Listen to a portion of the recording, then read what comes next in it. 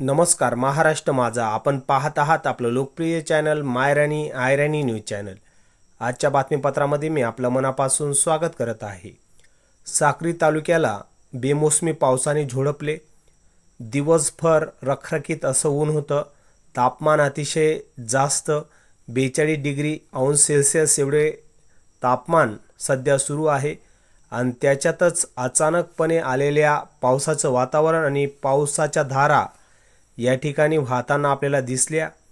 यामुळे अचानक आलेल्या पावसामुळे व्यापारी तसेच प्रवासी व दुकानदार शेतकरी यांची अचानक फजिती झाल्याचे आपल्याला या ठिकाणी पाहायला मिळाले. प्रत्यक्षरित्या पाऊस हा कसा पडतोय ते आपण या प्रत्यक्ष चित्रफितीतून पाहूया.